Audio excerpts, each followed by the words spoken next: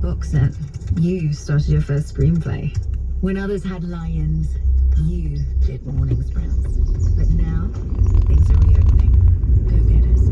Time to go get 'em. The redesigned Jaguar range with luxurious interiors, updated Pippy infotainment, and electrified powertrain options. Now available for extended test drives. Contact your local Jaguar retailer to book. Specifications vary by model, terms and conditions apply. This is LBC.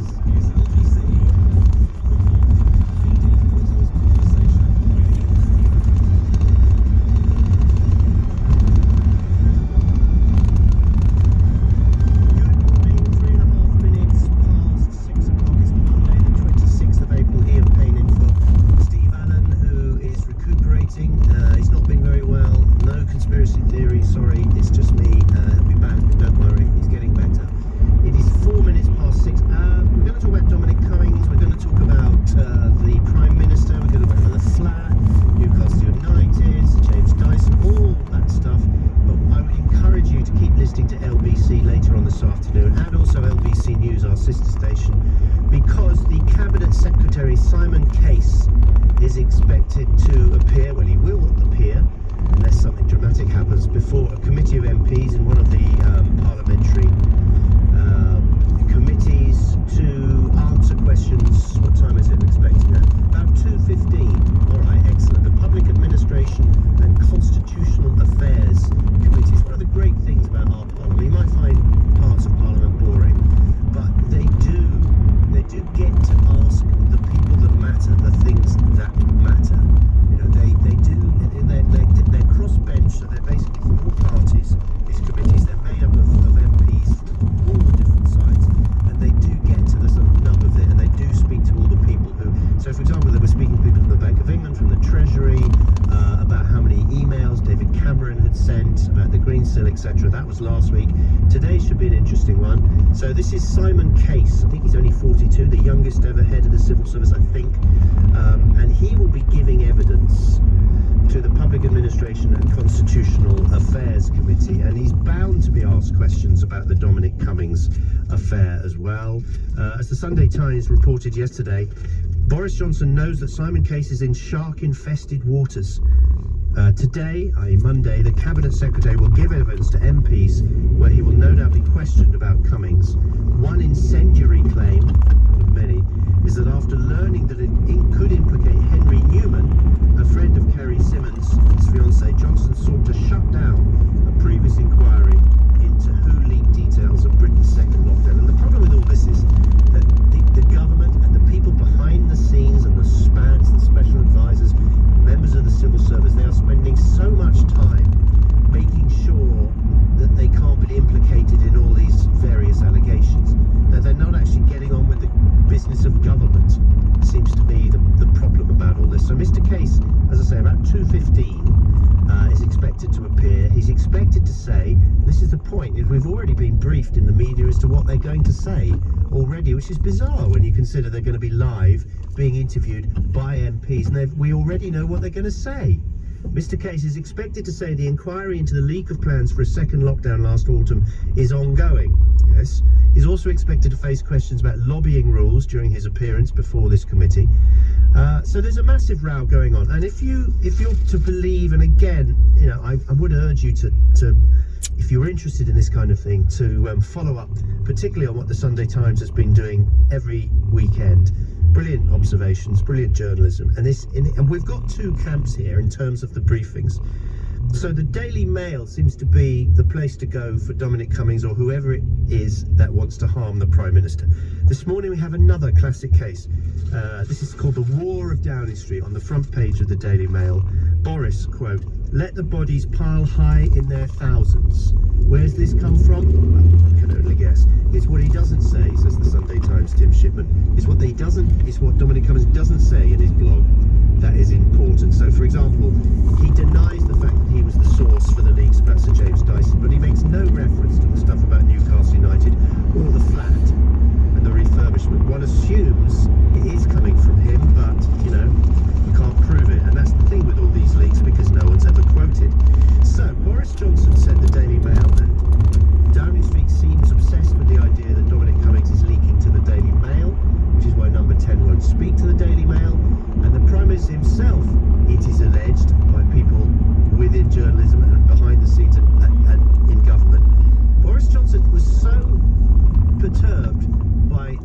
he thought Dominic Cummings was the one who was leaking stuff against him because of his sacking earlier, that he actually personally rang editors of newspapers, the Prime Minister, to say he believed Dominic Cummings, unattributed quotes, but Dominic Cummings, but he didn't ring the Daily Mail because he thinks that's the vehicle that's being used by Dominic Cummings. I mean, it's incredible, really is. So Boris Johnson said he would rather, this is the Daily Mail, would rather see bodies pile high in their thousands than order a third lockdown, was claimed last night. This is the exclusive, right? Simon Walters, who says that explosive remark is said to have come after he reluctantly imposed the second lockdown. Downing Street last night strongly denied the Prime Minister made the comment and improved this, insisting it was just another lie. But those who say they heard it stand by their claim. It allegedly came after Michael Gove warned Mr. Johnson that soldiers would be needed to guard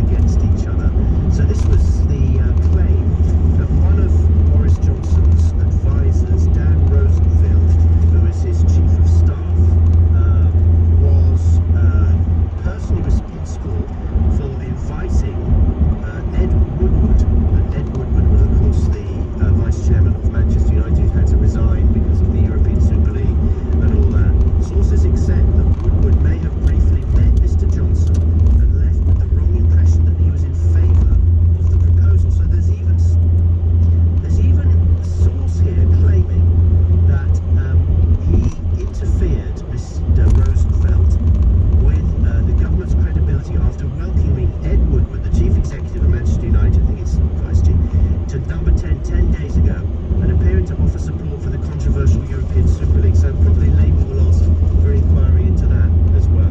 Do you think that all of this actually doesn't matter and the public doesn't give a monkeys, as the Prime Minister suggests? Or do you actually think that he has been and will be damaged by this politically? Personally, I think he doesn't come out of it particularly well, and I think people are getting a little bit, I might be wrong, but people are getting a little bit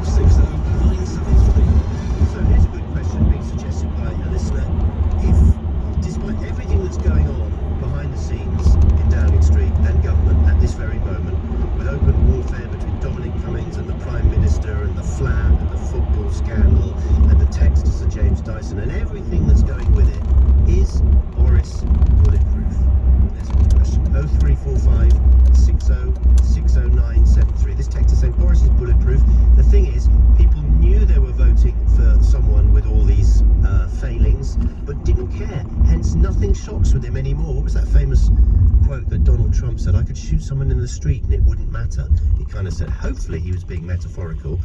But one wonders, is Boris bulletproof? Let's have a look with David, who's in Barnsley. Hi, David. Morning. Morning. What's your view? I don't think he is bulletproof. I think he was people's choice at the start.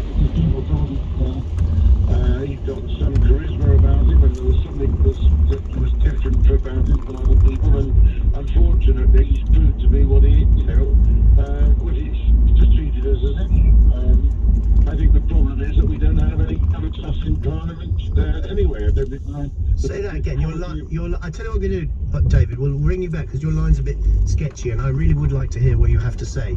Is Boris Johnson bulletproof? Has this damaged him? As far as the polls go, I haven't seen anything particularly evidential in the last day or two, but I would be amazed if his popularity polling hadn't tumbled a little bit. I'm not sure whether it will have tumbled enough to affect him, but I just think it was a mistake. Again, according to the Sunday Times, and they seem to have great context behind the scenes, Boris was told by advisors, don't take on Dominic Cummings in public arena. Don't suggest he is responsible for some of the leaks, because you're asking for trouble. You're really asking for trouble. He will go nuclear, is the phrase that was used. And he has gone nuclear. And if we believe some of the puff from the press offices of the various organisations, that Dominic Cummings is using the Daily Mail as his sort of personal mouthpiece. And sure enough, another exclusive from the Daily Mail this morning saying, Boris, let the bodies pile high in their thousands, which is apparently what he said, rather than asking for another lockdown. David's back in Barnsley. David, you were saying? No, I just think the Parliament as a whole is poor. It treats the general public as idiots, quite honestly. There's no. Well, I was listening to David Lammy on Saturday, and he was saying he can't say it because he's the Shadow Justice Minister, but it's up to us to decide whether or not this is more than sleaze. This is corruption. Is it corrupt? I think it is. I think the Parliament's been corrupt for a long time. In what I don't sense? think it's anything new. What's corrupt about it? Well, I think you can go back all the way back to the problems that parliamentarians had with houses and mortgages and such like, about 15, 20 years ago. I think in public life, unfortunately, there's always an opportunity for corruption, and it's that fine line between what's best and what's corrupt. I mean, sometimes probably the people you know didn't produce the best thing, but of course it's always possible when you find out, like with Dyson, for instance, was it done because he was the best, or was it done because he was a friend? Do you care about the money and who paid for the flat refurbishment? Yes, I do. Why? Yeah, I think the big problem is that we have a system where the Prime Minister is underpaid. I think they should look at that. But yeah, I mean, every time you have a new Prime Minister, the flat gets changed. It's a joke. I'm told there's a £30,000 allowance for renovations to a flat when a new administration comes in, and he apparently used that up fairly quickly. They're saying it was 58 grand or something like that, but you think he should have paid for that himself? Well, I think, I don't care, to be honest. I think it's 30,000. You could probably let that Seriously, go. if we're spending Just keep to it. 37 billion on test and trace, if the government, if the Prime Minister wants 20 grand to do up the flat, if it really matters that much, I must admit it's just small change, isn't it? So 2:15 to mark your card today. 2:15 is the time you want to listen to LBC or sister station LBC News, because the Cabinet Secretary Simon Case is going to be questioned by a committee of MPs. What are they going to be questioning about? Surely about the claims of impropriety made by Dominic Cummings in his blog.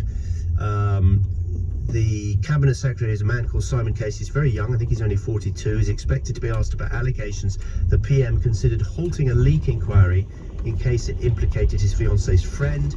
He's bound to be asked whether or not Boris Johnson did actually use the phrase, as claimed by the Daily Mail today, let the bodies pile high in their thousands rather than have another lockdown. Number 10 says it's all absolutely false.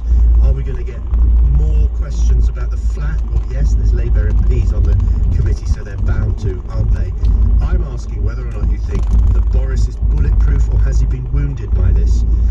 says Boris Johnson's perfectly capable of harming himself without any help from the Daily Mail. 0345 6060973. Angela says, I believe Boris is at the start of a slippery slope out from the top job. It's rare for any Prime Minister to leave the job smelling of roses, and Boris Johnson is no different. I must admit, I'm just a little, I guess my overriding emotion about all this is I don't really care that much in Leaks and who said what. You know, you can imagine how chaotic it is behind the scenes.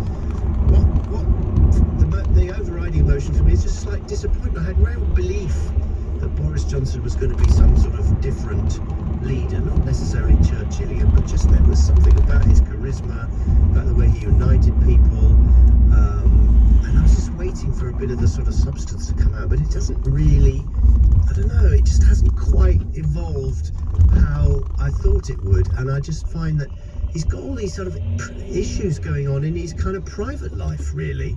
And I think he gets a bit distracted by it all, you know. I wish we weren't necessarily talking about his fiancée and how much money they're spending on the flat. Who cares which flat they're in, 11 or 10 Downing Street. All that should just be done privately. And if he wants a bit of help spending, I don't know. But once you get out in the open, Labour are going to go for it. And you know, Ian Blackford and the SNP at Westminster, he's going to go for it as well. They smell blood in the water and they're circling because they realise they could be really damaged by this stuff. I'm not quite sure they should even be using the phrase sleaze. I mean, if they feel really serious about it, it is corruption, isn't it? Jobs for their mates. If you're the wife of a donor and you're a manager of a large company, you'll probably get one of the contracts for PPE, whether he spoke to James Dyson or not. I mean, obviously you're going to speak to people that you know who produce these things. Does that mean you're running a manufacturing business in Manchester and you haven't got the Prime Minister's number?